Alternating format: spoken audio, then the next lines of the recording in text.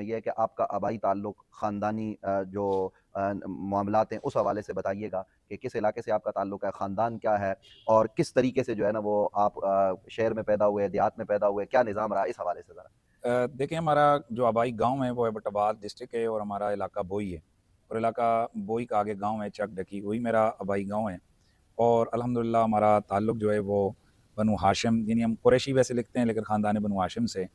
और अल्लाह के फ़ज़ल से हम उसी इलाके में पिछले कई सौ साल से हमारे आबा व अजदाद वहीं पर आ रहे हैं।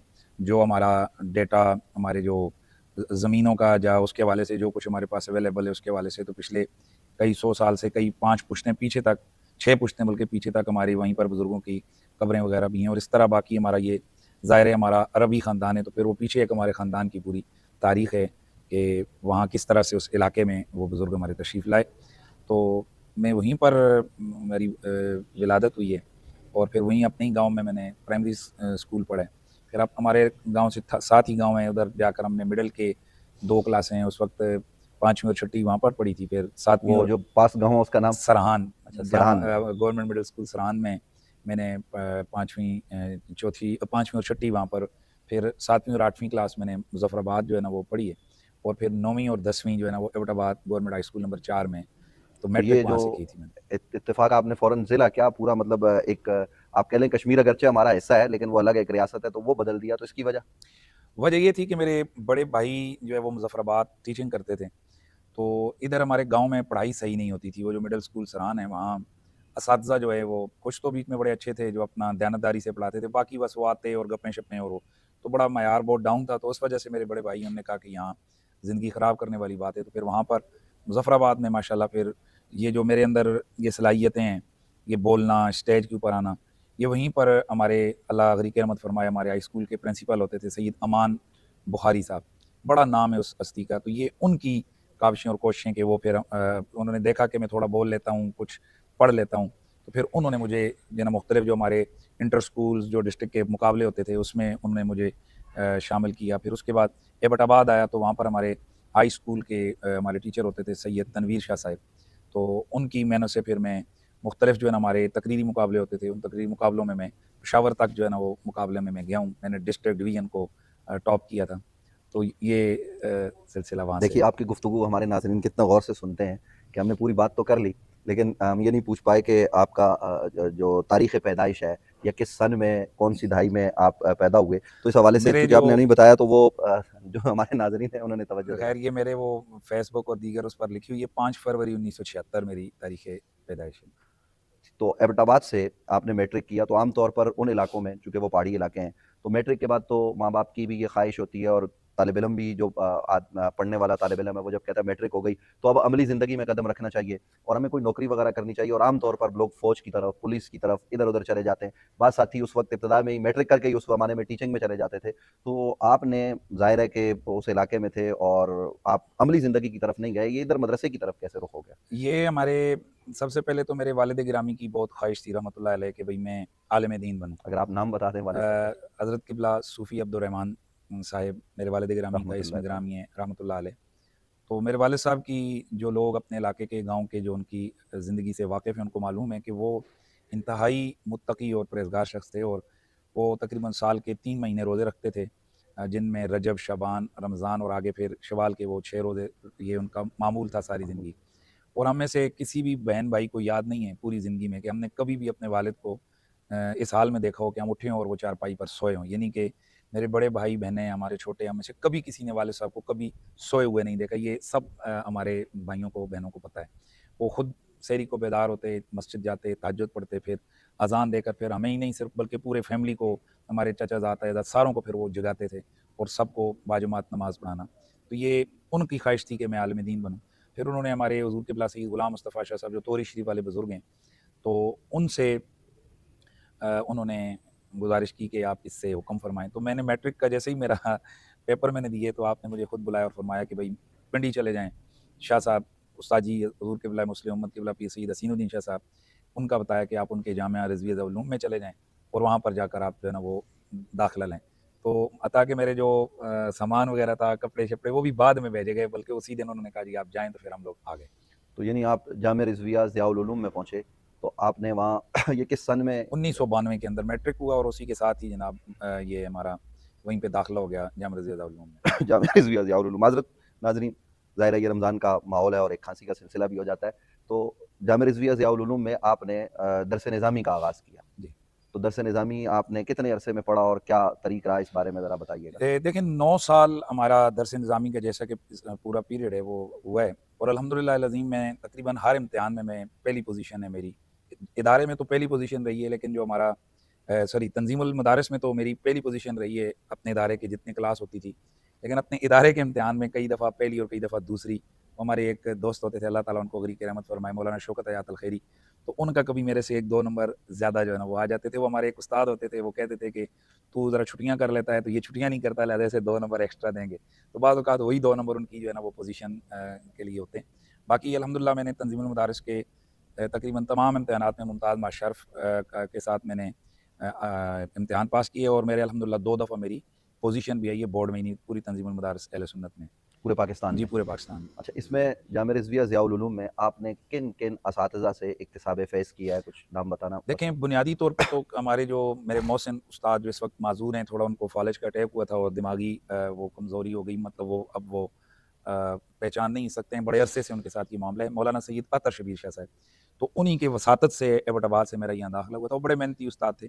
इसके अलावा सैयद इनामुल हक शाह साहब हमारे उस्ताद जी के बड़े क़िबला शाह साहब के बेटे हैं और दीगर असातिज़ा में जो हमारे जिनका यानी कि ज़ाहिर है वैसे थोड़ा बहुत तो बहुत सारे असातिज़ा ज़ाहिर है, एक हमारा मदारिस का निज़ाम होता है कि अगर 5 पीरियड हैं तो 5 टीचरों के पास होंगे।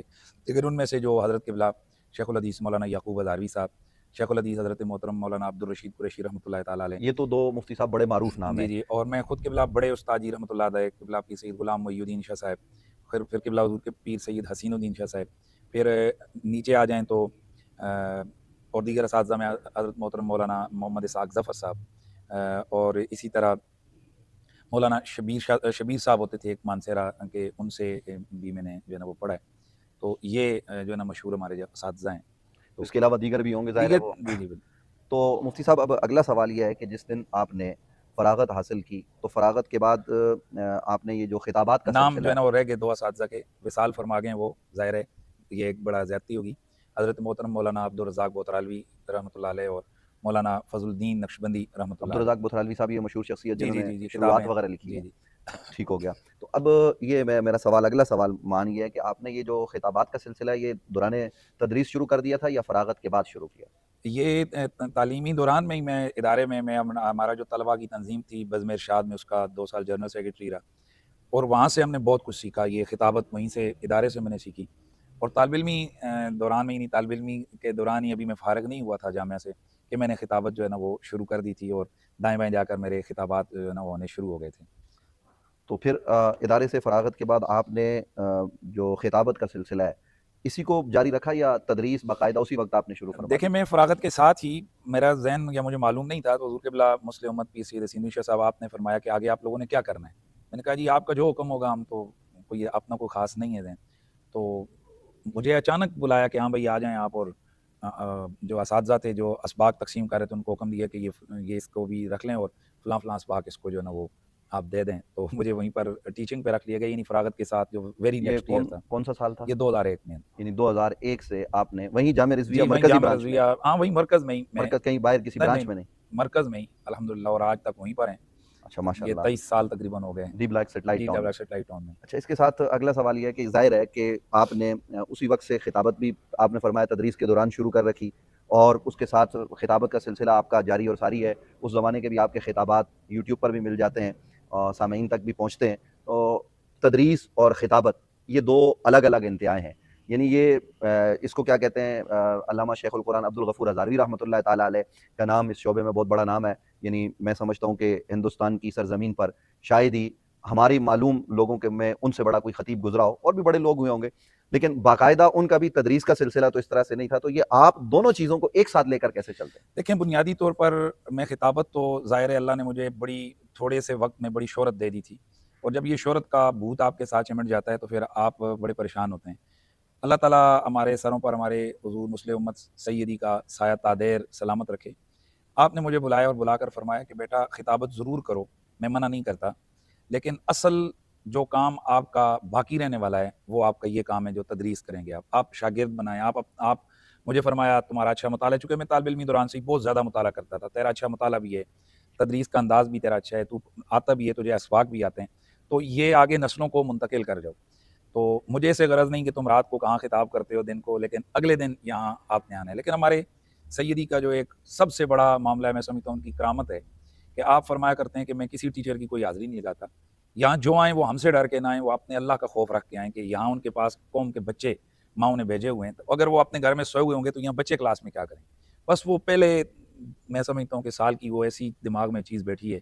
आप समझते हैं कि मैं यहाँ कराची भी आता हूँ तो सवेरे पहली फ़्लाइट पे मैं वापस मदरसे पहुँचता हूँ और असबाक जो है ना वो लाज़मी अच्छा, एक पढ़ाने। लाइटर नोट पे सवाल करना आपसे, फिर हम अपने असल मौजू की तरफ, यानी जो आपके हवाले से मैं पूछ रहा हूँ, ये मेरा ज़ाती सवाल है।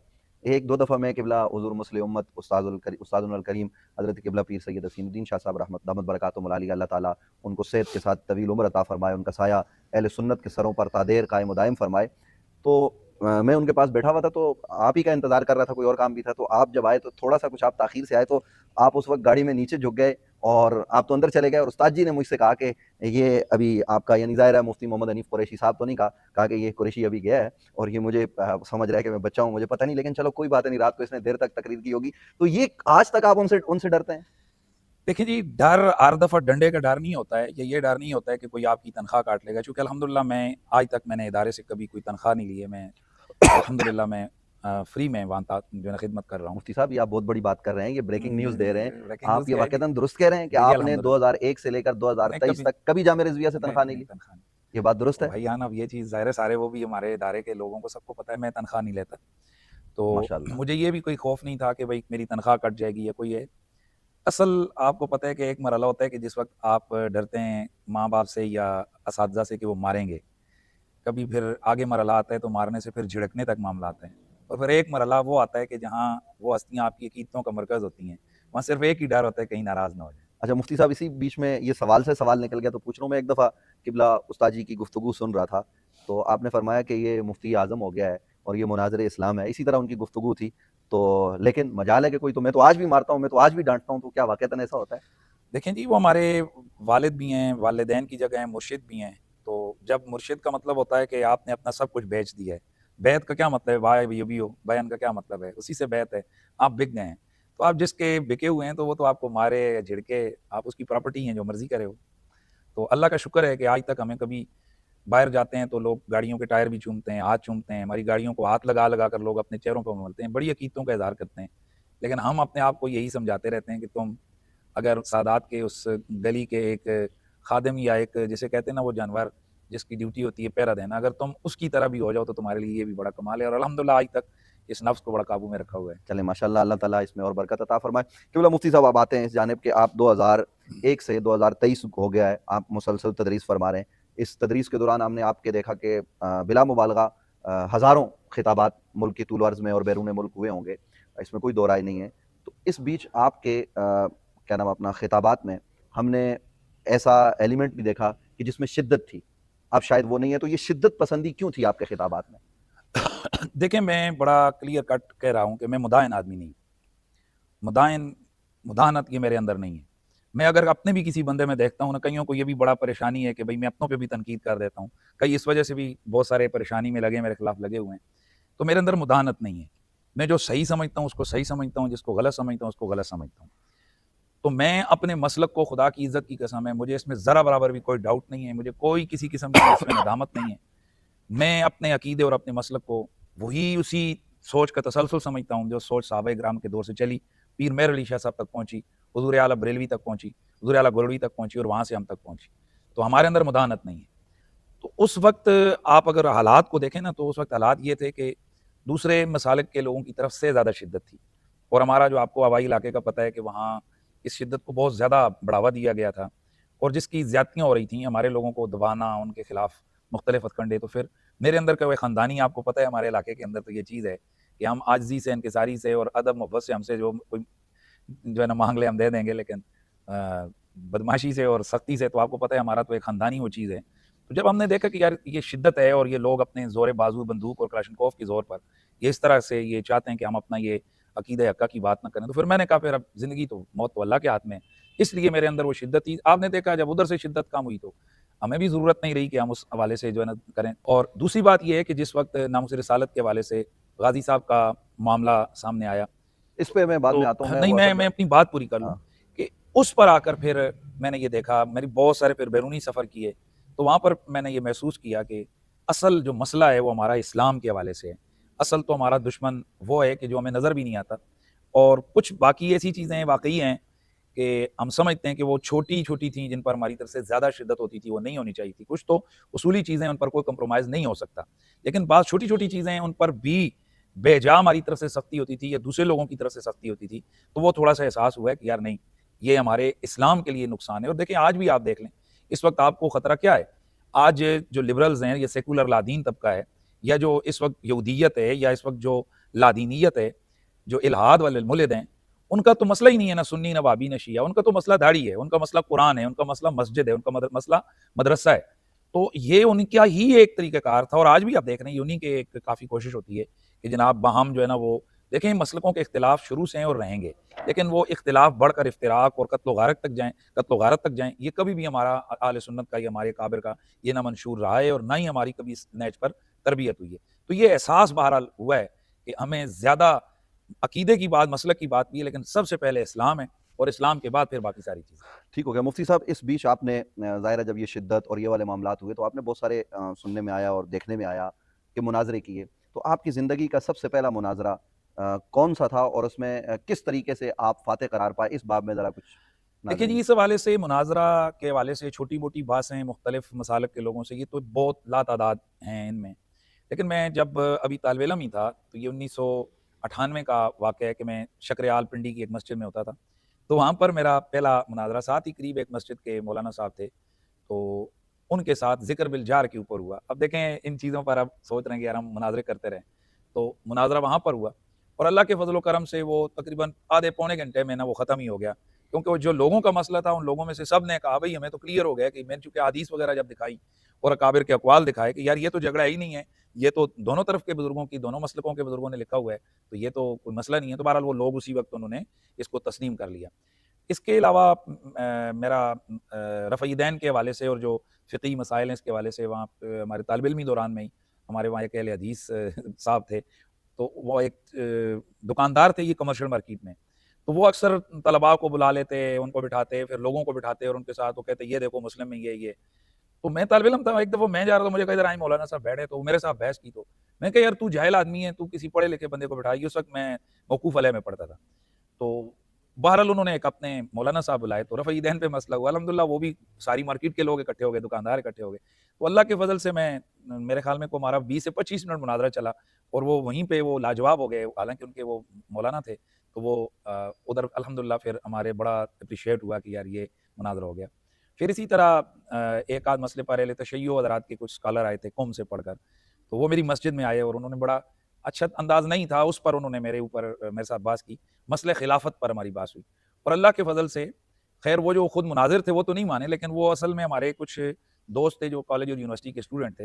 वो कभी मेरे पास जुमा-शुमा पढ़ते, लेकिन वो उनके मोहल्ले में रहते थे। तो ये वो उनके बात करते रहते। तो फिर जिस वक़्त हमारी वो बहस हुई, तो उसके बाद उन तलबा ने उनका मज़ाक बना लिया कि यार तुम बाहर इतनी बातें करते थे, और जिस वक़्त गुफ्तगू शुरू हुई है तो आपने तो दो दलीलें भी कोई साहब की आप नहीं तोड़ सके। फिर इसी तरह मेरे अटक में एक बड़ा वो मशहूर जो है ना वो मुनाज़रा रखा गया था, पिंड सुल्तानी जगह का नाम है। वहाँ पर भी मैं गया था, और फिर वहाँ एक बड़ा जो है ना वो मरला हुआ। इसके अलावा बेशुमार हैं हमारे, आपके बल्कि आपको भी पता है, आपके गाँव में सिरला डोरा, वो एक मुनाज़रा की तारीख़ रखी गई। उधर भी अल्हम्दुलिल्लाह फिर मैं गया था, और वहाँ मौके से जो फ़रीक़ मुख़ालिफ़ था मुनाज़िर, वो वहाँ से आ गए। पुलिस आ गई, और पुलिस ने फिर जनाब उसको आएँ-बाएँ जिसे कहते हैं कि जनाब। चलें, ये तो हो गया आपका एक मशहूर मुनाज़रा है, यूट्यूब पर हर जगह मौजूद है, जो रावलपिंडी में हुआ ग़ालिबन गुस्ताख़ कौन? हाँ, गुस्ताख़ कौन। तो उसके मुख़्तसरन उसके बारे में बता दीजिए, वैसे नाज़रीन को पता है उसके वो बारे में। हमारा देखें अहले हदीस हज़रात के साथ हुआ था। वो अहले हदीस के एक मुनाज़िर यानी हैं, गैर मुक़ल्लिद गैर हज़रात। मुक़ल्लिद हज़रात। तो उनके मुनाज़िर थे तालिबुर रहमान साहब, पिंडी के ही थे। तो वो बहुत ज़्यादा बदज़ुबानी करते थे अकाबिर सूफ़िया के ख़िलाफ़। उन्होंने हरीपुर के अंदर इसी तरह का एक ख़िताब किया जिसमें उन्होंने बड़ी बदकलामी की।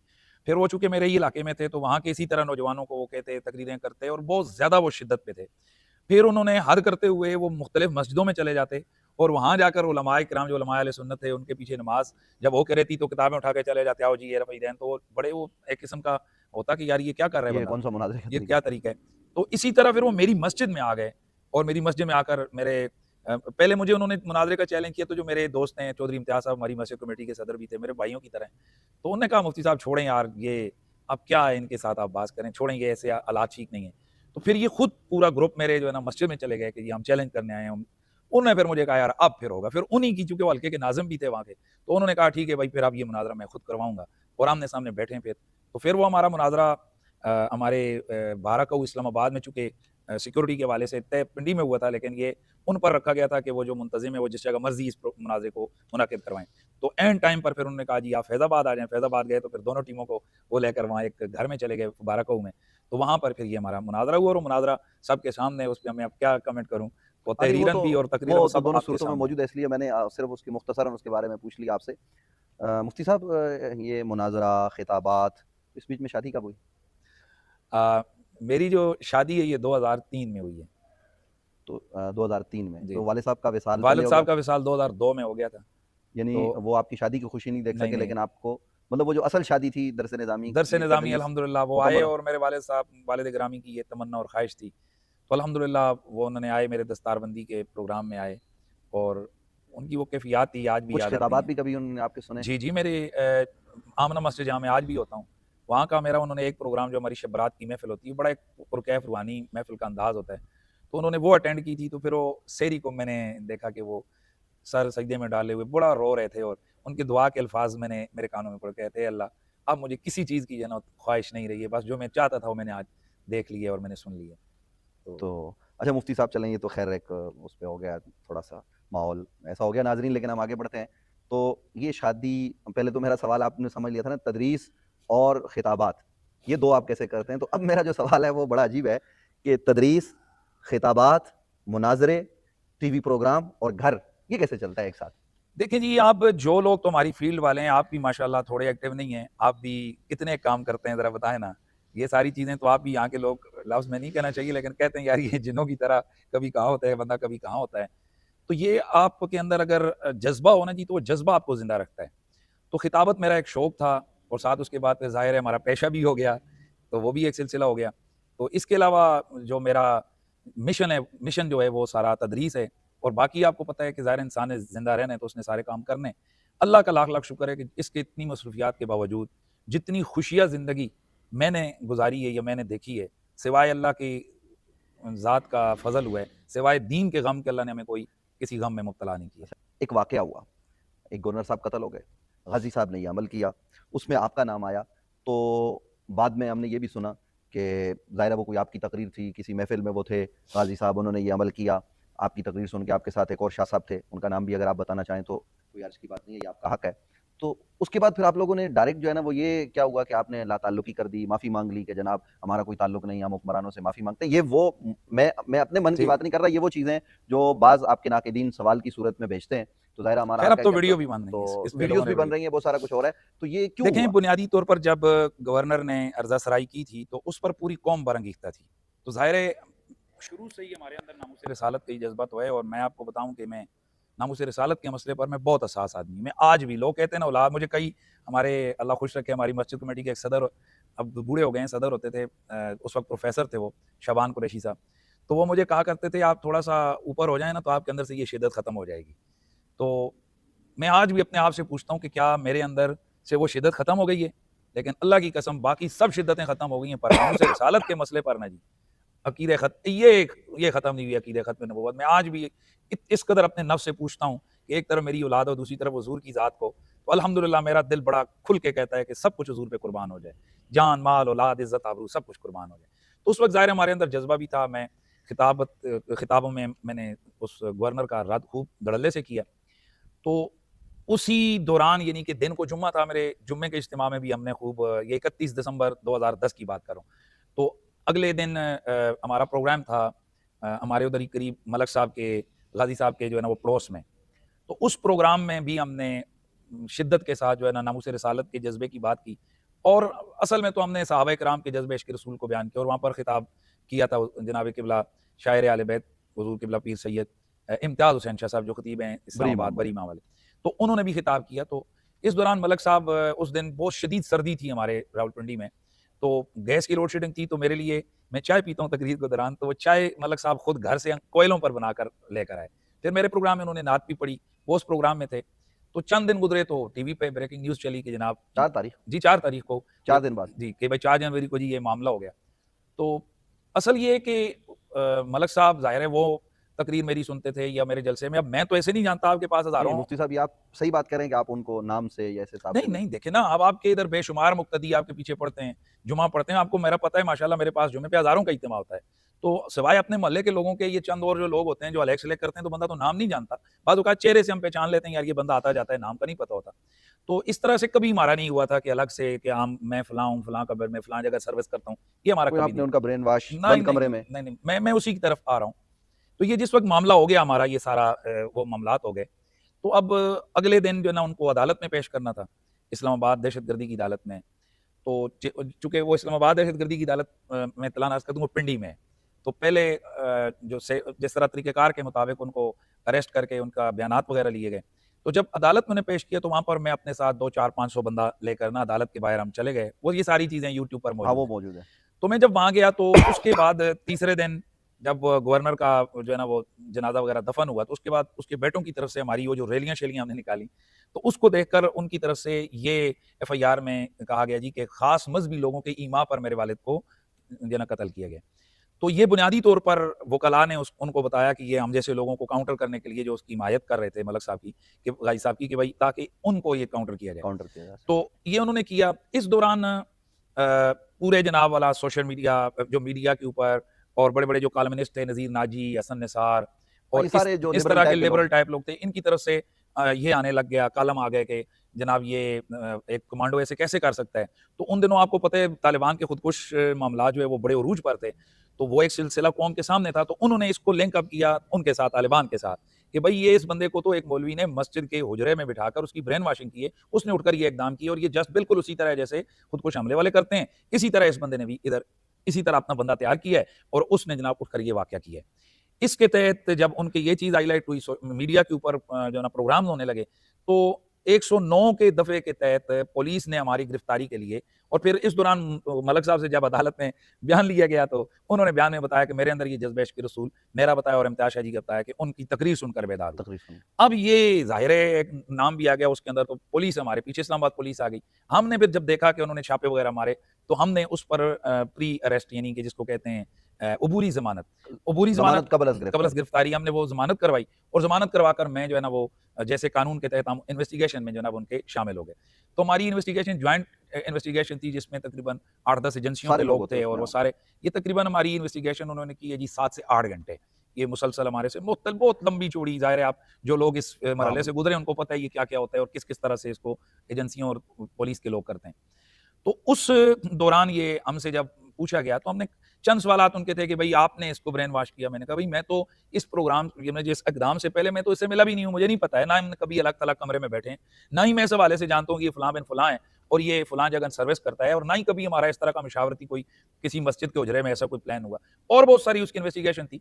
मुझे आज भी याद है, बल्कि ये मैं उस वक़्त मीडिया ने भी जो अख़बारात हैं उन्होंने भी इसको कवर किया था कि मुझसे एक सवाल किया कि अब आप क्या करेंगे? तो मैंने कहा जी आप मरते दम तक उनका कानूनी और अख़लाक़ी मुआवनत जारी रखेंगे। तो दुरुस्त। एसपी साहब जो थे उन्होंने ऐसे कलम छोड़ा, मुझे आज भी याद है डीएसपी अब्दुल रज़ाक उसका नाम था। तो वो था और एसपी साहब का नाम ग़ालिबन कलीम इमाम, बहरहाल डीएसपी अब्दुल रज़ाक साहब मुझे याद है उनका नाम था। तो उसने ऐसे नीचे कलम छोड़ा, कहा कि आपको पता है आप क्या कह रहे हैं, मैं लिख दूँ यहाँ ये? मैंने कहा जी आप लिख दें, जो तो सच्ची बात है वो तो है, जो नहीं है वो नहीं है। मैंने ना उनको इस बाले से कोई ब्रीफ किया कि आप उठकर ये काम करें और ना ही मैंने जनाब उनको अलग से हुजरे में ये तरबियत दी है, तालीम दी है। ये उनका ज़ाती इक़दाम है। अगर उनके अंदर मेरी तकरीर सुनकर जज़्बा इश्क़ रसूल, बल्कि मैं आपको एक शुगल की बात बताऊँ, जैसे ही मेरा नाम आया इस्लामाबाद पुलिस ने जनाब उस वक़्त सीढ़ियाँ होती थीं, तो सीढ़ियों की दुकान हमारे इस पिंडी के अंदर उन्होंने फ़ौरन पिंडी इस्लामी कैसेट उसका नाम था, मिट्ठू इस्लामी कैसेट, ये 2 होती थी और हमारे मस्जिद के साथ एक हमारी फैज़ान मदीना मकतबा होता था, मकतबा फैज़ान सुन्नत। तो उस मकतबे पर उन्होंने छापा मारा और वहाँ से मेरी कोई 70-80 सीढ़ियाँ जो बयानात की थी ना वो उठाकर वो ले गए। अब उनका टारगेट ये था कि मुझे उसमें से चीज़ें निकाल कर मेरे खिलाफ एक बतौर मवाद। सबूत मवाद वो पेश करें कि जी वाक़ई इस बंदे ने ये काम किया है। तो मेरा जुर्म ये था कि मैंने मुमताज कादरी साहब के हक में जुम्मे वाले दिन, वो भी यूट्यूब पर मौजूद है, हजारों की असाब से बड़ी रैली निकाल कर हम उनके घर फूल देने चले गए। मतलब गाजी साहब के हक में गाजी साहब के हक में मैंने रैली निकाली। इस पर जनाब जावेद चौधरी ने ये कॉलम लिखा था, उसने अपने कॉलम में लिखा था कि 25,000 आदमी इस रैली के अंदर शामिल है। तो जावेद चौधरी ने और लोगों ने कॉलम लिखे, ये ऑन द रिकॉर्ड है कि उसने एक्सप्रेस के अंदर उसने कॉलम लिखा। तो उसमें जनाब एक दफा रोला पड़ गया कि यार इतने बड़ा इज्तिमा, और वो एक ऐसे बंदे जिसने एक बंदे को गवर्नर को ठिकाने लगाया, उसके घर में ये लोग चले गए। तो बहरहाल उसको काउंटर करने के लिए उनको हिदायत थी पुलिस को कि इस बंदे को आपने करना है। तो मैं जिस वक्त उन्होंने खैर ये किया कि ज़ाहिर अगले दिन हमने वो किया हुआ था, वो बुरी ज़मानत हुई थी, उन्होंने 2 दिन बाद गालिबन या 3 दिन बाद पेशी की तारीख थी। तो अब वो इतनी 100 या इतने घंटे एक तफ्तीशी अफसर तो इतनी सीढ़ियाँ नहीं देख सकता। लिहाजा उन्होंने ये किया कि वो डीएसपी ने ना मुख्तलिफ लोगों को 2-2 सीढ़ियाँ दी कि तुम इनको देखो और इनमें से अगर कोई काबिल गिरफ्त मवाद है तो बस वो लेकर आ जाओ। तो 3 सीढ़ियाँ ना वो डीएसपी ने खुद सुनी कि यार ये मैं खुद सुनूंगा। तो जब वो इन्वेस्टिगेशन में मैं बैठा तो उसने कलम नीचे रखा, कहता है यार अगर 3-4 सीढ़ियाँ मैं और सुनता ना तो मेरा भी जनाब काम हो गया था। ये पता नहीं तुम लोग क्या जादू करते हो तकरीरों में, किस तरह का खिताब करते हो आप। तो खैर ये मैंने उस वक्त ये कहा इन्वेस्टिगेशन में कि भाई हम गाजी साहब का साथ नहीं छोड़ेंगे। और अल्हम्दुलिल्लाह मुफ्ती साहब फिर ऐसा हुआ कि पूरी 50 के करीब ये पेशियाँ हुई हैं गाजी साहब की मुख्तलिफ अदालतों में। हर पेशी में ये फ़कीर था। और मेरी जो किताब है गाजी साहब के हवाले से, उसमें मैंने हर पेशी के उलमा के नाम भी लिखे हैं और ध्यानतदारी से लिखे हैं। अगर कोई देवबंदी मसलक का बंदा गया, मैंने खुद कसम उठाई थी कि मैं इस पूरी तारीख में कोई लफ्ज़ झूठा नहीं लिखूंगा। वो मैंने सारा का नाम वो जो है ना वो मैंने लिखा है। तो उसमें हमने कभी गाजी साहब को जो है ना वो नहीं छोड़ा। अब मैं जिस बात की तरफ आपने कहा ना कि आपने लिख के दे दिया, ये जब अबूरी जमानत हमने करवाई तो जमानत उसके बाद ज़ाहिर है वो कन्फर्मेशन की तरफ जाते हैं। तो अबूरी जमानत पे के बाद फिर वो उन्होंने बयान अल्फियाँ वगैरह एक तरीकाकार होते हैं अदालती। तो हमारे वकील ने जो है ना वो बयान अल्फियाँ दी हम दोनों से। तो वो जो मेरे वाली बयान अल्फी थी, और आप सारे सुनने वालों को पता है कि वकीलों की एक अपनी ज़ुबान होती है, उनके एक अपना अंदाज होता है, अपनी अल्फाजी होती है। तो ये सारा कुछ उन्होंने खुद ही किया था। जब हम जमानत के लिए गए तो उन्होंने कहा यहाँ साइन करें, यहाँ साइन करें, यहाँ वो आपको पता है वो काफ़ी सारे फार्मों पर साइन करना होता है। वो साइन किए तो बस ठीक हो गया। अब वो केस हमने थोड़ा ही पढ़ाते हैं कि जी हमने बीच में क्या लिखा है, कुछ अंग्रेजी में होता है, कुछ उर्दू में होता है, बस साइन करो जी, साइन करो, हो गया। अब उसमें हमारे वकील ने जो हमारे ऊपर इल्ज़ाम था या हमारे हवाले से जो चीज़ हाईलाइट की हुई थी, वो कितनी चीज़ें थी, ब्रेन वॉशिंग, वो था कि जी इन्होंने पहले से कमरे में बिठाकर गाजी साहब को ब्रेन वॉश किया। दूसरा ये था कि मेरे वाले से और गाजी साहब के इनका ताल्लुक जो है वो तालिबान स्टाइल की दहशतगर्द लोगों के साथ है। तो इसका जवाब ज़ाहिर है, जब जवाब आप दे रहे हैं ज़मानत में, तो हमारे वकील ने वो लिखा, मेरी तरफ से उसने बयान अल्फी वो लिखी, वो कि मैंने वो नहीं किया था, ये अल्फाज मेरे नहीं थे। वकील ने वो लिखा था कि भाई मैं अल्फिया बयान करता हूँ कि मैंने गाजी साहब को इससे पहले ना मिला हूँ, ना हमने कभी आपस में ये बात की है, और ना ही मैंने गवर्नर के कत्ल के ऊपर इनको उभारा। और ये बात बिल्कुल ठीक है कि भाई उससे पहले मैं कब उनसे मिला था या उससे पहले ये कब ऐसा हुआ था। तो ये बात दुरुस्त थी। और उसके बाद फिर अगला ये था कि भाई मैंने हमारी तरफ से उसने लिखा था कि ये जो इल्ज़ाम है ना कि भाई ये तो मेरा तो भाई एक पुरअमन मसलक अहले सुन्नत व जमात से ताल्लुक है, मेरा किसी दहशतगर्द जमात से ताल्लुक नहीं है, और हम किसी दहशतगर्दी के साथ नहीं है। ये वो अल्फाज थे कि जिसे मैं कहता हूँ कि ये शैतान भी शर्मा गया है। अफसोस ये होता है कि ऐसी आप मुलम्मा साजी करते हैं और खबासत करते हैं कि वो जो मेरा बयान अल्फी उसके नीचे से डेट इन लोगों ने उड़ा दी है, मिटा दी है, वगरना ये तो जनवरी 2011 का मसला है। तो मैं पूछना चाहता हूँ कि भाई 2011 की जनवरी में अगर मैंने, पहली बात तो ये कि ये मैंने जो लिखा है वो बिल्कुल सही था। मैंने लिखने से मुराद मेरे वकील ने वो जो बयान अल्फी लिखी है वो बिल्कुल सही है कि उससे पहले मेरा उनसे कोई ताल्लुक नहीं था, यानी मैं इस तरह जानता नहीं था कि ये कौन बंदा है क्या है। भाई उसके बाद जिस वक्त मुझे बताएं कि कौन सा दिन है कि जिस दिन हमने गाजी साहब को छोड़ा, ठीक है, और फिर अल्हम्दुलिल्लाह अज़ीम इस पूरी तहरीक के दौरान मैं आज आपके सामने जितना बड़ा मर्जी मुझसे कोई हलफ ले ले, हत्ता कि तलाक़ सलासा मुअल्लका का हलफ भी हमसे कोई ले ले, तो मैं उस पर भी तैयार हूं कि अल्हम्दुलिल्लाह अज़ीम इस पूरी तहरीक के दौरान मैंने गाजी साहब के उस पूरे मामलात में रैलियां, मामलात, केस सब कुछ अपनी जेब से लगाए। और आज इतने बड़े करोड़ लाखों जितने लोग देख रहे हैं उनके सामने चैलेंज करके कहता हूं, है कोई ऐसा आदमी कि जो आकर कह दे, हलफ उठाकर कह दे कि भाई मैंने मुफ्ती साहब को मैंने मुफ्ती साहब, ऐसा है कि कोई ये कह दे उस तहरीक में कि मैंने उस तहरीक में गाजी साहब के हवाले से मैंने इतने लाख, इतने चीजें हमने जनाब इनके साथ मामलत की है या हमने पैसा दिया है और मैं खा गया हूं, है इतना बड़ा ओपन चैलेंज कर रहा हूं। तो ये जो कराची के हमारे उलमा, लाहौर के हजरात, ये दीगर लोग पेशियों पे नहीं आते थे क्या उस दौरान? देखें जी, मैं बड़ा खुल के बात कर रहा हूं, जो अल्लाह गरी की रहमत फरमाए मौलाना खादम हुसैन रिजवी साहब को, बाबा जी को, वो 2 पेशियों में गए थे। एक छोटी कोर्ट में यानी अडयाला जेल के बाहर गए थे और उनके साथ और भी लाहौर के उलमा थे, और दूसरी पेशी जो है ना वो गए थे हाई कोर्ट के बाहर, इस्लामाबाद हाई कोर्ट। गया तो बाकी इनमें से पीर अफजल कादरी साहब 2 पेशियों पर गए, एक हाई कोर्ट के बाहर गए थे और एक जिस दिन सजाए मौत सुनाई गई थी गाजी साहब को 39 पेशियों के बाद उस वक्त गए थे। और जब खादम साहब गए थे तो उनके साथ जलाली साहब भी थे, यानी जो चीज़ है वो है। एक ही बाकी दफा गए थे ये? जी ये एक ही दफ़ा गए, और एक दफ़ा सुप्रीम कोर्ट में जब केस चल रहा था तो उस दिन ये पेशी पर गए थे, 2 दफ़ा तो ये कुल 40 से ज्यादा पेशियों में आप पेशियां। कितनी पेशियों पर मैं गए? किसी एक में भी गैर हाजिर नहीं। ये मुफ्ती साहब आप कंफर्म जी कह रहे जी हैं? मेरे किताब में मैंने डेट लिखी है, पूरी पूरी रिपोर्ट है, पूरी पूरी उसके अंदर जनाब वो सारे नाम है, मैं पूरी तहरीर, पूरे एक एक बंदा मेरे सामने कौन कौन गया। और मैं इस पे मैं कभी भी झूठ नहीं बोलता हूँ, मैंने जब कहा है तो है। एज ए तंजीम हमारे साथ, मैं सीधी सी बात कर रहा हूँ कि हमारे साथ सुन्नी तहरीक के लड़के, अल्लाह गरी की रहमत करे, मुफ्ती लियाकत साहब होते थे, गुजराती साहब, वो होते थे अपने साथ 8-10 जितने भी उनके साथ लड़के होते। और दूसरे मसालिक के लोग? ताहिर इकबाल ये भी सुन्नी तहरीक के थे, वो ये लोग होते थे। बाकी मैं होता था, मेरी तंजीम के लोग होते थे, या जामिया रज़विया उलूम के तालिब इल्म। बाकी ये जो आज कई लोग कहते हैं जी भाई साहब हमारे थे, इनका मदरसा वहां से चंद 100 मीटर के फासले पर था, अदाला जेल से कोई एक भी कभी नहीं गया। अच्छा, नहीं, मेरा सवाल दूसरे मसालिक के लोग कभी आते थे? जी मैंने, मेरे जो किताब है उस किताब के अंदर मैंने सबके नाम लिखे हैं। देखिए, दूसरे किताब पढ़ने का लोगों के पास मैंने मुफ्ती साहब मैं टाइम नहीं बता है। रहा हूँ, दूसरे मसालिक के लोग आते थे, जिनमें पीर अब्दुल अजीज नक्शबंदी देवबंदी मसलक के वो आते थे, जमात इस्लामी के रज़ा अहमद शाह वो मुसलसल रहे, और हमारे पिंडी के अब MPA और सूबाई वजीर भी हैं फ़ैज़ल हसन चौहान साहब, ये मुसलसल बहुत सारी दफ़ा बहुत सारे मरहलों पर ये जो है ना नहीं, वो अब तो जाते वो थे। वज़ीर नहीं, अब तो हुकूमत ही खत्म हो गई नहीं, है। साबिक वज़ीर होंगे, लेकिन बहरहाल हाँ, साबिक वज़ीर। साबिक वज़ीर ये जो है ना वो जाते थे। तो देवबंदी उलमा में से बाकी कभी कोई चला गया, लेकिन पीर अज़ीज़ उर रहमान नक्शबंदी साहब वो जो है ना वो जाते रहे। अच्छा, चलें मुफ्ती साहब, ये तो आपने इस बाब में बताया कि गाज़ी साहब के हवाले से। ये बताइएगा कि आप लोगों ने उसके बाद क्या गाज़ी साहब के घर का भी ख़्याल किया या छोड़ दिया बिल्कुल? देखें जी, बात ये है कि हमारे उस्तादुल करीम ने तीसरे दिन जब सारे लोग मोबाइल बंद किए हुए थे, सारे बड़े-बड़े पाकिस्तान के, क्योंकि परेशानी थी सबको कि अब नहीं अभी मुफ्ती साहब, रोकूँ। ये जो बात कर रहे थे ना, ये तो सारी तफ़सील हो गई। एक फ़तवा आया था जमात अहले सुन्नत के अकाबिर उलमा की तरफ, उसको मीडिया की जानिब जारी किया गया, मीडिया ने उसको चलाया। तो उस वक़्त बेशक बहुत सारे लोगों के फ़ोन बंद थे, लेकिन एक शख्सियत कराची की, अल्लामा पीर सैयद शाह तौराबुल्लाह कादरी रहमतुल्लाह तआला अलैह, रात गए अपने दफ़्तर में मौजूद थे और वो देखें, भरपूर हिमायत कर मैं रहे जिन थे। लोगों का मैं कह रहा हूँ सारे कौम को उनका पता है वो कौन थे जिनके नंबर बंद थे, और बाद में उन्होंने ताज़ियतें भी की गवर्नर की, गो कि ये डर और खौफ की वजह से था। लेकिन बहरहाल उस मरहले पर किबला उस्तादुल करीम आप वहाँ उनके घर गए और आपने वहाँ ऐलान किया था कि मैं इस बच्चे की किफ़ालत करूँगा, जो गाज़ी साहब का जो बच्चा था। तो मैं इसकी तालीमी और इसके मैं सारे मामलात करूँगा। फिर जब चंद दिन गुज़रे तो पीर साहब ने हमें बिठाया, मशवरा किया।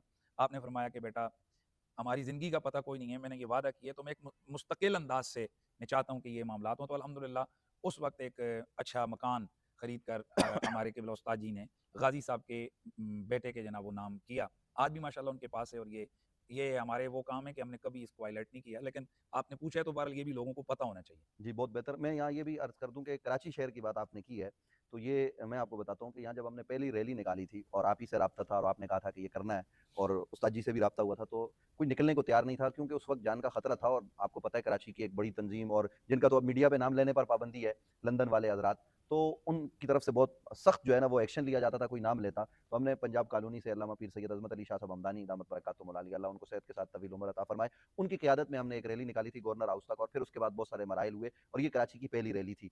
तो बाकी कराची में कुछ चंद उलमा आए थे, बाकी बड़े-बड़े लोग तो तशरीफ़ नहीं लाए थे। ये तो मैं भी आपकी बात की तस्दीक करता हूँ रावलपिंडी के हवाले से। बस मुफ्ती साहब चलते-चलते आखिर में, हमारा ये आखिरी मरहला है बिल्कुल, मैं आपसे ये पूछना चाहता हूँ कि इस तहरीक के बाद जो आपकी सोच बदली, आपने कहा कि आप बाहर ममालिक जाना हुआ और दीगर जगहों पर आप फरमा रहे थे कि इस वक़्त जो इस्लाम को खतरा है लिबरलिज़म से है, मुल्हिदीन से है, बिल्कुल है, और उसके लिए तो मज़ाहिब को जमा होने की ज़रूरत है, ना ये कि मुसलमान जमा हों, बल्कि अल्लामा शाह अब्दुल हलीम सिद्दीकी साहब की तरह जैसे 1940 में उन्होंने मज़ाहिब आलम को जमा किया था इन लोगों के खिलाफ एक मरतबा, फिर उसकी ज़रूरत है। लेकिन यार ये बड़े लेवल के काम है, तो वो तो आपकी सोच बदली, वो आपने बता दिया। तो क्या इस सोच को काउंटर करने के लिए आपने लोगों के बच्चों को दीन की तरफ लाने के लिए सिर्फ़ तकरीरों का सहारा लिया है, या सिर्फ़ वो जो आप मदरसे में पढ़ा रहे हैं वही काम किया है, या कोई कौम के बच्चों के लिए कोई मदरसा, कोई स्कूल, कोई कॉलेज, कोई इस तरह का इदारा आपने कायम किया?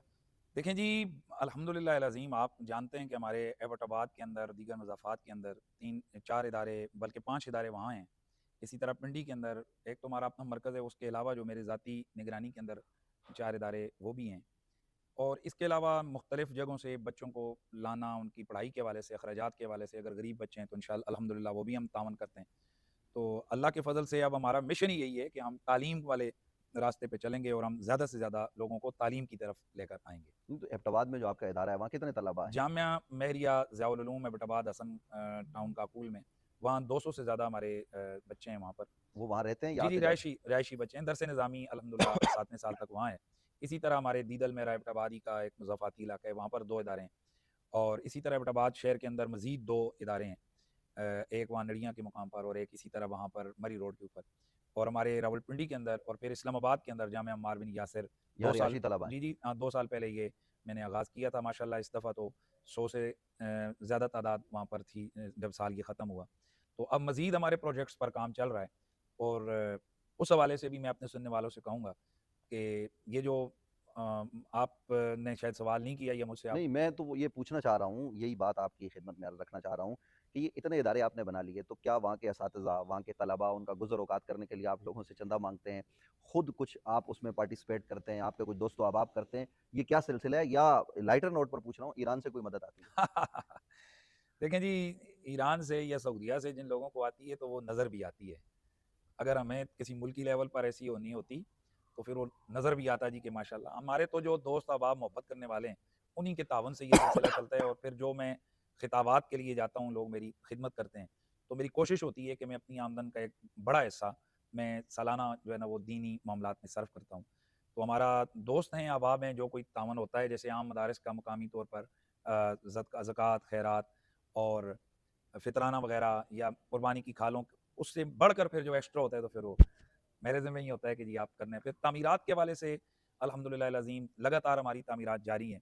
इस वक़्त भी इस्लामाबाद के अंदर मेरे 3 इदारों का प्रोजेक्ट जो है वो जारी है, हम वो तो और मैंने देखे मज़ीद हैं। बहुत सारे लोग हैं जिन्होंने अल्हम्दुलिल्लाह, लोग मिन्नतें करके कहते हैं जी हमें जगह दीजिए, हमारे पास लोग रजिस्ट्रियाँ लेके आते हैं, भाई ये जगह ले लें और इसको बनाएँ। ये भी लोगों का एतमाद है हम पर। तो अगर आपके इसी प्रोग्राम की वसातत से मैं कहना चाहूँगा कि अगर कोई ऐसे लोग हों जो अपने वालिदैन के लिए कोई मस्जिद बनाना चाहता है कि मैं अपनी वालदा के नाम की मस्जिद, जगह हम उसको देंगे, वो बना आए वो और दें। वो मस्जिद बनाए, हमें वो पैसे ना दे, वो खुद बनाए, हम उसके साथ जो हमारा तामन होगा हम वो भी करेंगे। और बाकी जो हमारे मदारिस हैं, जिस तरह बाकी मदारिस चलते हैं, हमारे मदरसा भी उसी तरह से चलता है। तो उसके हवाले से भी हम अपील तो ये करते हैं, और अल्हम्दुलिल्लाह मैंने अभी हमारी जो मेरी मस्जिद है जहाँ मैं जुम्मा पढ़ाता हूँ, वहाँ 8 करोड़ से ज़्यादा की लागत आई, और हमने 2 साल के अंदर वो मस्जिद मुकम्मल की है। तो ये हमारे साथियों ने ही, उसमें कुछ सवाब हमें भी जी, मिलेगा, जी, जी। हमने भी कोई मशवरे आपको जी, जी, दिए थे। आपने मशवरे दिए थे, तो वो भी हमारे साथियों ने ही हमारे साथ ताउन किया है। इसी दौरान जामिया अम्मार बिन यासिर की तामीर हुई है। इसी दौरान हमारी एक और मस्जिद है अल मुस्तफ़ा गुलबर्ग इस्लामाबाद में भी, वो अभी बुनियादी मरहले में, लेकिन उसपे भी काफ़ी काम शुरू है। इसी तरह गौरी टाउन में हमारा एक और मस्जिद और इदारा है, जामिया जाफ़र बिन अबी तालिब और मस्जिद अल अफ़सर के नाम से मस्जिद मुकम्मल हो गई है, इदारा भी उसके लिए ज़रूरत है। तो ये इंशाअल्लाह अल्लाह ताला करेगा कि ये ये हो जाएगी। सिलसिला अच्छा आगे मुफ्ती बढ़े। साहब, अब आखिर में बिल्कुल 2 सवाल हैं। सवाल आप इनको सख्त भी कह सकते हैं चूँकि ईरान का ज़िक्र भी आया। आप अहले बैत का ज़िक्र करते हैं, उसकी तफ़सील बताने की हमें ज़रूरत नहीं, आप करते हैं, लोगों को पता है। तो ये जो हज़रत मौला अली का, अहले बैत अताहर मैं का, आले ईरान वाला अबा का, पहले एक ज़रा नहीं, जवाब नहीं, दे दूँ? मैं दे दूँ। सवाल यार पूरा कर। कैसे हम लोग ईरान के हैं कि आज तक कभी ईरान गए भी नहीं, ठीक अच्छा, है? वो तो ज़ाहिर है आप रिकॉर्ड कभी है ईरान नहीं गए? इंटरनेशनल, मैं कभी नहीं गया हूँ, ना ईरान गया ना। ऑफ़र नहीं हुई? हाँ जी, नहीं हमें बड़ी-बड़ी ऑफ़रें आपको पता है हो सकती हैं, लेकिन ईमान के ऊपर कोई कम्प्रोमाइज़ नहीं नहीं, होती है। ईरान जाने में तो मुफ्ती साहब कोई नहीं, कबात नहीं है। मैं वो तो नहीं है उस तरह, आपने जिस तरह की ऑफ़र की बात की है तो मुझे मैंने उस तनाज़ुर में नहीं, बात की हमारे है। बड़े-बड़े उलमा ईरान की जी, हुकूमत की दावत पर नहीं, गए। लेकिन हमें मैं ना अभी आपको किसी ने बताता हूँ, दावत दी है, और अल्लामा अल्लामा पीर सैयद अज़मत अली शाह साहब हमदानी, हज़रत अल्लामा मुफ्ती मुनीबुर रहमान साहब, हज़रत अल्लामा क़िबला पीर मुफ्ती सैयद शाह हुसैन गर्देज़ी साहब एक ज़माने में ईरान तशरीफ़ ले गए, तीनों का एक ही कमरा था और हुकूमत ईरान की दावत पर गए, तो हमारे बुज़ुर्ग तो जाते रहे हैं, इसमें क्या हर्ज है? नहीं देखें, डॉक्टर हमें अबुल ख़ैर बहरहाल ज़ुबैर साहब अभी हमें होके आए हैं हमें और देखें, अभी अभी देखा आपने कि एक ग्रुप गया था उलमा का ईरान के दौरे पे ज़ियारत के नाम पे, तो मुझे ना तो कभी ऑफ़र आई है किसी तरफ से, चूँकि हमारा जो लहज़ा है ना जी, ईरानी सुन रहे हैं आपको, आप जी, जब ऑफ़र दे मैं दें कि सही बात ही बात कर रहा हूँ ना जी, भाई जो बात ऑन द रिकॉर्ड है, किसी की ज़रूरत वो आकर कहे कि जनाब हमने कभी इसको ये किया है। अल्लाह का शुक्र है, जो सच्चे खरे लोग होते हैं ना, तो वो डंके की चोट पर वो ऐसे सर झुका के नहीं करते हैं, सीना तान के बात करते हैं। तो हमारे लिए एक ही दुआ की है कि या अल्लाह बस मदीना आना-जाना रखना। बारगाह रिसालत में अर्ज़ की थी, या रसूल अल्लाह साड़ियाँ आड़ियाँ-जड़ियाँ लाई रखियो। तो बस हमें वो वहाँ की एक तड़प है, आग है, और अभी एक तड़प है, अल्लाह ताला हालात मामलात ठीक करे कि हुज़ूरे सय्यदुना व मुर्शिदुना शहबाज़ लामकानी कुतुब रब्बानी पीरे पीरा मीरे मीरा शाह जीला हुज़ूर गौसे पाक की बारगाह की बस हाज़िरी और मौला कायनात की बारगाह की हाज़िरी, नजफ़ अशरफ और बगदाद। तो ये अभी करबला नहीं जाना चाहते आप? सर वहाँ तो सर जब नजफ़ जाएँगे तो करबला तो जाएँगे ही जाएँगे। करबला वालों के बगैर हमारा है कौन है? तो ये जो आप करबला वालों का ज़िक्र करते हैं और ये जो अहले बैत अताहर का ज़िक्र करते हैं, क्या मुफ्ती साहब अल्लाह रसूल को हाज़िर-नाज़िर जान के बताइए कि इसके लिए कोई आपको बाकायदा फंडिंग की जाती है कि आप उनका ज़िक्र बहुत करते हैं और सहाबा का काम करते हैं, ये क्या मसला है? आज आपने हमसे पूछा है जी, तो सबसे बड़ी हलफ़ होता है तलाक का। मेरी बीवी है, बच्चे हैं। मैं तलाक के साथ भी मैं कसम उठा सकता हूँ कि अल्हम्दुलिल्लाहिल अज़ीम, हमें कभी भी किसी दुनियावी लालच के हवाले से हमने आले बैत का ज़िक्र नहीं किया। आप जानते हैं कि लोगों ने तो इस जिक्र की वजह से हमारी तकरीरें बंद कर दी हैं, हमारी डेटें, जनाब, ये नहीं है कि हमारा मामलात खत्म हो गए हैं। एक दरवाजा बंद हुए तो 100 दरवाजे खुल गए। लेकिन वो मदारिस वाले लोग या वो लोग कि जो पहले पहले हमारी गाड़ियों को हाथ लगा लगा के चूमते थे, हमने कौन सा कुफर किया है भाई? सबकत लिसानी से अगर कई जुमले निकले, वो तो बड़ी बड़ी तंजीमों के बड़े बड़े पीरों से निकले और उन्होंने रुजू किया और माफिया मांगी। बड़े बड़े मुफ्तियों ने जनाब अपने अकवाल से रुजू किए और तौबा की है, माफी मांगी है। इसमें तंज भी नहीं है। अत्ताइब मिन ज़ंब कमा ला ज़ंब लहू, अल्लाह तौबा की तौफीक दे और अल्लाह ऐसा हड हराम ना बनाए कि कोई गलत काम करके उस पर डट जाओ और कौम को लड़ाओ। तो हमें तो हमारा जुर्म यही आले बैत का जिक्र था, जिस जिक्र आले बैत की वजह से जनाब हमारे जनाब ऊपर फतवे लग गए शीयत के वगैरह, तो हमें तो उल्टा नुकसान हुआ है। लेकिन सच्ची बात मैं आपको बताऊं कि जिनका हम नाम कर ले रहे हैं ना, मैं सिर्फ अपने सुनने वालों को और अपने मोहब्बत वालों को उनका यकीन बड़ा करने के लिए कहता हूं कि खुदा की कसम है, जिनका हम जिक्र करते हैं ना, जब आप डंके की चोट पे मोहब्बत से करें, दुनियावी मामलात में आपको मुश्किलात होंगी, लेकिन हजार गालियां, हजार तकरीरें, हजार वीडियो आपके खिलाफ आएंगी। हाय, एक ऐसा हवा का झोंका और जलवा आएगा कि आपके सारे गम भूल जाएंगे। आप कहेंगे कि यार मुझे तो और ज्यादा इनका जिक्र करना चाहिए। यही बात है कि लोग मेरी हद से बढ़कर मुखालफत करते जा रहे हैं और हम और ज्यादा जिक्र आले बैत कर रहे हैं। मतलब आप किसी के ईमा पर, किसी के कहने पर, किसी की हाँ, फंडिंग ईमा पर। है ना जी, ईमा है, रसूलुल्लाह सल्लल्लाहु अलैहि वसल्लम नहीं, की नहीं, मैं ईमा है। उनकी बात नहीं कर रहा। हाँ, देखिए, अच्छा मैं जी। तो ओ हाज़िर है नहीं जी, हा नहीं। जिस तरह हम कहते हैं, जिस तरह मैं कहता हूँ, है किसी की जुर्रत, मैं मैं जिस तरह 3 तलाकों के हलफ के ऊपर बात कर रहा हूँ, है किसी की जुर्रत कि जो इस तरह आकर बात करे कि अल्हम्दुलिल्लाह सिवाय रसूलुल्लाह की आले बैत और सिवाय अल्लाह की रज़ा के और सिवाय हुज़ूर की मोहब्बत और कुर्बत के, खुदा की कसम, ओ भाई हमें कौन क्या देगा?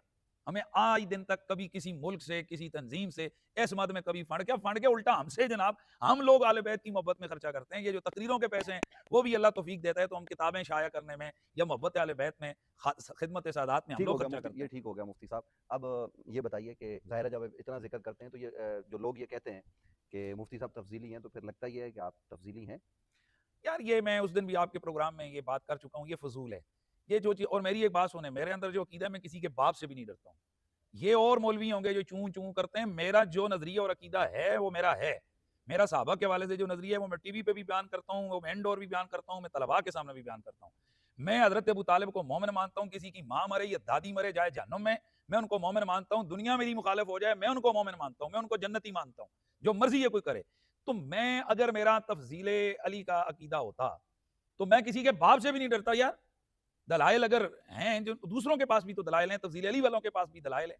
14 साहब कराम का ये नजरिया था कि वो हैं, लेकिन मैं जमहूर के नजरिए के साथ, अपने बुजुर्गों के उस नजरिए के साथ खड़ा हूं। ये ऐसे खामखा बकवासबाजी मैंने कई दफा चैलेंज किया है। यानी आप अफ़ज़लुल बशर बाद यार अल-अंबिया। मैं ये बात कि मैं उस दिन भी आपके इस मुफ्ती प्रोग्राम साहब, में अर्ज कर फिर मैं चुका हूँ। आपको जी जी, कहूँ क्या कहूँ? मेरे जितने यूट्यूब चैनल के ऊपर मैंने अफजलियत अबू बकर सिद्दीक के वाले से चीजें लिखी हैं। असल बात मुफ्ती साहब ये नहीं है, ना मसला तफजीले अली का है, ना तफजीलियत का मसला है, ना कोई और मसला है। मसला असल उब्बे अहले बैत का है। ये तो जो यजीदी तबका जो हमारे मुखालिफ है ना, असल इनके अंदर उमवी पैसा बोल रहा है, उमवी खून इनके अंदर जोश मार रहा है, उमवी मोहब्बत इनके अंदर जनाब वाला मरवान, यजीद, शिमर, खोली जैसे कुत्तों, कमीनों, आले बैत के गुस्ताखों और दुश्मनों और कातलों की मोहब्बतें, बनु उमैया के इन लोंडों जिनके बारे में रसूलुल्लाह ने फरमाया था कि ये बंदरों की तरह मिंबरों पे नाच रहे हैं, जिन्हें ख्वाब में हुजूर ने देखा था, ये उन बंदरों, वो नबी के मिंबर पे नाचने वाले इन बंदरों के हवाले से इनकी मोहब्बत है दिल में। असल वो है दर्द के अमली अली करते हैं, आले बैत का जिक्र करते हैं, डंके की चोट पे शहीदों का दिफा करते हैं और फखर से करते हैं। और मेरे अंदर एक चीज आ गई है जिसकी वजह से मैं ये सारा काम कर रहा हूँ, वो ये कि भाई मेरे जैसा बंदा भी अगर खुल खुला के नबी की आल का दिफा नहीं कर सकता, तो फिर कौन होगा जो करेगा? भाई अपनी जिंदगी का ये दिन है, पता नहीं कल मर जाए, परसों मर जाए, हुजूर के सामने जाए, वो इतना ही पूछ लो, मेरी आल के खिलाफ इतनी इतनी लंबी जुबानें खुल रही थी, तू क्या कर रहा था? तो मैं क्या कहूंगा वहां?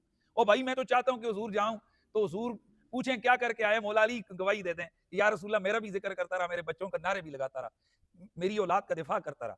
हम तो ये सोचकर जिंदगी गुजार रहे हैं, चाहे इसके लिए कितने दिन है कोई पता नहीं, क्या पता हमारा आज का आखिरी इंटरव्यू हो। मुफ्ती साहब, आपने हमें भी साथ में जज़्बाती कर दिया, लेकिन चलते-चलते मेरा आखिरी सवाल ये है कि आपने बहुत सारी बातें हमें बताई है, नाज़रीन के भी हमारे सवालात थे कि हम इस मुल्क में रहते हैं, यकीनन हमारा एक मसलक है। जैसे अभी आपने बताया कि हम अपने एक नज़रिए पर खड़े हैं और यकीनन अपने इल्म बिल्कुल खड़ा कलाम हूं। पर खड़े हुए हैं, हमारा एक अपना इल्म कलाम है, ये सारी चीज़ें हैं।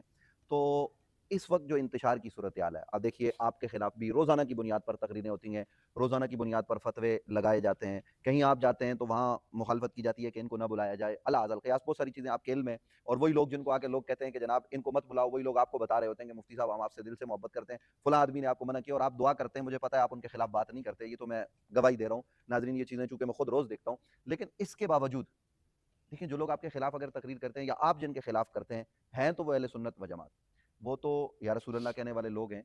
और सैयदी आला हज़रत शाह अहमद रज़ा खान की आप बात करते हैं, लोग आपको उनकी शमशीर कहते हैं, शमशीर आला हज़रत, और आप इसको कबूल करते हैं और इस पर आप फ़ख्र महसूस करते हैं। हुज़ूर आला गोल्डवी का नज़रिया है। तो मेरा सवाल ये है कि मुस्तक़बिल करीब में जहाँ दूसरे लोग आपस में जुड़ रहे हैं और हम बिखर रहे हैं, अहले सुन्नत व जमात या रसूलुल्लाह कहने वाले हनफ़ी, मातुरीदी, इनके इत्तेहाद की बाबत आप क्या कहते हैं? कैसे इत्तेहाद हो सकता है? देखें जी, इसकी बुनियादी सूरत तो यही है कि मेरे समेत हम सारे जो किसी भी बुजुर्ग हैं, बुजुर्गों के हवाले से हम अपना हाथ हौला रखें। पिछले कुछ अरसे से हमारी कौम के अंदर बेअदबी और बदतमीजी इस कदर आई है और जरी हो गए हैं लोग कि किसी भी बुजुर्ग के हवाले से बगैर दलील के वो मुंह फटे, मुंह जो आता है वो उसको निकाल देते हैं। बड़े बड़े सूफिया, बड़े बड़े काबिर, बड़े बड़े सादात, बड़े बड़े पीरान निज़ाम के हवाले से ये हमारा रवैया सिलसिला जारी है। तो मैं समझता हूँ कि इसके लिए अगर हम, बड़ा खास जुमला बोल रहा हूँ, जब तक आले सुन्नत व जमात सियासी तौर पर मजबूत नहीं होंगे, हम मज़ीद कमज़ोर से कमज़ोर तर होंगे। तो हमें सियासी हवाले से मजबूत होना चाहिए कि हमारे इस तरफ से आकर लोग ऊपर आएँ और सियासी हवाले से मजबूत होकर सामने आएँ, तो शायद फिर कोई सूरत इत्तेहाद की निकल आए। बाकी जो सूरत हाल चल रही है, तो उसमें मैं क्या कहूँ आप। नहीं, ठीक है मुफ्ती साहब, बहुत शुक्रिया, खुश रहें और सलामत रहें, हमारी दुआएँ आपके साथ हैं। आपने हमारे तल्ख़ और शीरी जो भी सवालात थे, उनके जवाबात दिए, हम इसके लिए आपके बहुत शुक्रगुज़ार हैं। नाज़रीन, चूँकि आपसे हमने वादा किया था और उस वादे के मुताबिक आज हमने मुफ्ती साहब को एक मरतबा फिर यहाँ ज़हमत दी और मुफ्ती साहब क़िबला यहाँ तशरीफ़ फ़रमा हुए और आपसे हम कलाम हुए, आपने सुना, अपनी राय का ज़रूर इज़हार कीजिएगा। हाँ, चलते-चलते ये बात मैं इतनी अर्ज़ कर दूँ कि अहले सुन्नत व जमात का इत्तेहाद मुमकिन है, आज भी इस वक़्त अहले सुन्नत व जमात की वो बुज़ुर्ग तरीन शख्सियत हुज़ूर मुस्लिह उम्मत सैयदना हज़रत क़िबला पीर सैयद हसीनुद्दीन शाह साहब दामत बरकातुहुमुल क़ुद्सिया, आप सरपरस्त आला हैं तंज़ीमुल मदारिस अहले सुन्नत पाकिस्तान के। आप जमात अहले सुन्नत की सुप्रीम कौंसल के सरबराह हैं। आप जामिया रिज़विया ज़ियाउल उलूम के मोहतमिम हैं। अहले सुन्नत की मेरे ख़्याल से इस वक़्त सबसे बड़ी मुक़्तदर शख्सियत हैं। तो अगर हम उनकी सरबराही में, पहले भी ये हुआ, अब भी मुमकिन हो सकता है कि हम एक जगह बैठ जाएँ, और मैं ये नहीं समझता कि हज़रत मुफ्ती साहब हों या मुफ्ती साहब की तंज़ीम हो या इनके साथी हों या इनकी फ़िक्र और सोच से हम आंगी रखने वाले लोग हों, वो कोई हुज़ूर मुस्लिह उम्मत से बाहर बात करेंगे। आज भी ये हज़रत मुस्लिह उम्मत का तज़किरा आपने इनकी ज़ुबान से सुना है। तो मैं ये समझता हूँ कि अहले सुन्नत व जमात के रोशन दिन, अच्छे दिन आ सकते हैं। और मेरी आखिर में ये गुज़ारिश है कि मुफ्ती साहब के हवाले से तो आपने बहुत कुछ जाना, अहले सुन्नत के हवाले से इनकी जो खिदमात हैं, जो मुनाज़रे हैं शब व रोज़ जो इनकी कोशिशें और काविशें हैं, वो आपने सुनी। जो इन्होंने मदारिस बनाए उस हज़ारे में, इस बात का मैं खुद शाहिद व गवाह हूँ कि जहाँ की सरज़मीन बड़ी ज़रख़ेज़ है, जिस सर जो सरसब्ज़ व शादाब है, बल्कि मैं ये कहूँ कि मुर्दम ख़ेज़ है, तो इसमें कोई जो है ना वो दूसरी राय नहीं होगी कि फ़ितरत के मकासद की करता है निगहबानी, या बंदा सहराई या मर्द कोहिस्तानी। तो बड़े-बड़े लोग उस सरज़मीन से ताल्लुक़ रखने वाले नाज़रीन कराची शहर में भी मौजूद हैं, रावलपिंडी में भी हैं, लेकिन मदारिस हज़रत मुफ्ती साहब ने बनाए, एबटाबाद, गढ़ी हबीबुल्लाह, हरीपुर और उसके अलावा मानसेरा और मुख्तलिफ़ इलाकों में 12 रबीउल अव्वल के जुलूस नहीं होते थे। तो मुफ्ती साहब की कोशिशें और काविशें हैं कि वहाँ पर जुलूस भी हो रहे हैं, वहाँ अहले सुन्नत व जमात के इज्तिमा भी हो रहे हैं। जिन इलाकों में दावत इस्लामी के लोगों को नहीं जाने दिया जाता था, मैं खुद इस बात का शाहिद हूँ कि हज़रत मुफ्ती साहब खुद खड़े हुए और कहा कि किसी का बाप भी नहीं रोक सकता। ये सारी चीज़ें हैं। तो अब जब इतनी खिदमात हों, तो आप इन खिदमात को जुम्बश कलम मिटाकर और कहें कि नहीं ऐसा हो गया, तो मेरे ख्याल से प्रोपेगेंडा और इंतशार इससे हट के हम अगर एक दूसरे के साथ बैठें, समझने की कोशिश करें, तो बहुत सारे मसाइल अज़ खुद हल हो सकते हैं। अल्लाह रब्बुल आलमीन हम सब पर करम फरमाए। माह रमज़ान मुबारक के या बाबरकत लम्हात हैं, अपना, अपने अड़ोस पड़ोस का, इर्द-गिर्द का ख़याल कीजिए और मदारिस इस्लामिया को ज़रूर बिज़रूर आप माह रमज़ान मुबारक में याद रखिए। अल्लाह रब्बुल आलमीन आपका, मेरा, हम सब का हामी और नासिर हो। आज की इन खुसूसी नशरियात से मुझे इजाज़त दीजिए। मुफ्ती साहब का एक मरतबा फिर शुक्रिया आपके तशरीफ़ लाने का। क़िबला अल्लाह रब्बुल आलमीन हम सब पर करम फरमाए। अस्सलामु अलैकुम व रहमतुल्लाह। इस्लाम ज़िंदाबाद, पाकिस्तान ज़िंदाबाद।